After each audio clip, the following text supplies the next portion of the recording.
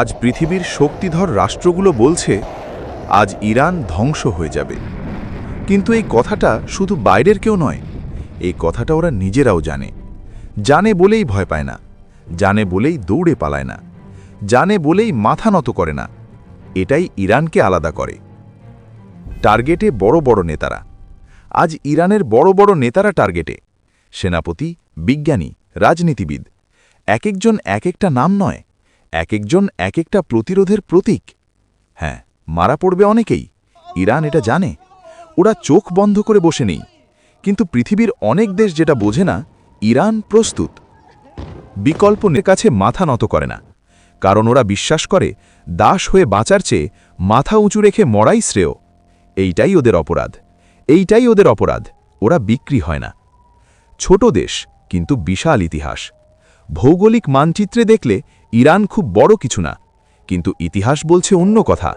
এই দেশটাকে অবরোধ দেওয়া হয়েছে, হুমকি দেওয়া হয়েছে, তেল বিক্রি বন্ধ করা হয়েছে, ব্যাংকিং সিস্টেম কেটে দেওয়া হয়েছে, অর্থনীতি চেপে ধরা হয়েছে, কিন্তু লাভ হয়নি। নিষেধাজ্ঞার মাঝেও দাঁড়িয়ে থাকা। বিশ্বের ইতিহাসে খুব কম দেশ আছে যারা এত নিষেধাজ্ঞার পরও টিকে আছে। খাবার নেই, তবুও মাথা নত নয়।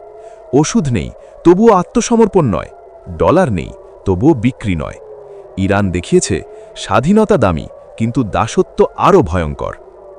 আজও নোয়াবে না, আজও ইরান নোয়াবে না, কারণ এটা শুধু রাষ্ট্র নয়, এটা একটা মানসিকতা, একটা বিশ্বাস, একটা চেতনা, যেখানে বলা হয় আমরা হারলেও মাথা উঁচু থাকবে। মৃত্যু আসবে, কিন্তু আত্মা মরবে না। হয়তো আজ অনেক মা সন্তান হারাবে, অনেক শিশু অনাথ হবে, অনেক ঘর অন্ধকার হবে, কিন্তু ইরানের মানুষ জানে এই মৃত্যু বৃথা নয়, এই রক্ত ইতিহাস লিখবে। আল্লাহর সৃষ্টির অপূর্ব প্রমাণ। মানুষ আল্লাহর কি অপূর্ব সৃষ্টি, ইরানের মানুষেরা সেটা বারবার প্রমাণ করে, রক্ত দিয়ে, ধৈর্য দিয়ে, আর অসম্ভব সাহস দিয়ে। যেখানে অন্যরা বাঁচার পথ খোঁজে, সেখানে ওরা মরার আগেই জয় খোঁজে। হারবে না, ভাঙবে না। ইরান হারবে না। হয়তো শরীর ভাঙবে, কিন্তু মন ভাঙবে না। হয়তো শহর ধ্বংস হবে, কিন্তু আদর্শ ধ্বংস হবে না, কারণ আদর্শ বোমায় মরে না। কেন ইরান ভয় পায় না? কারণ ওরা জানে যুদ্ধ নতুন কিছু না, শহীদ নতুন কিছু না, অবরোধ নতুন কিছু না, কিন্তু আত্মসমর্পণ ওটা ওদের অভিধানে নেই। শেষ কথা, আজ যদি কেউ বলে ইরান শেষ, ইতিহাস হেসে উঠবে, কারণ ইতিহাস জানে এই দেশ শেষ হয় না। দোয়া। হে আল্লাহ, আপনি ইরানকে আপনার কুদরতি শক্তিতে রক্ষা করুন।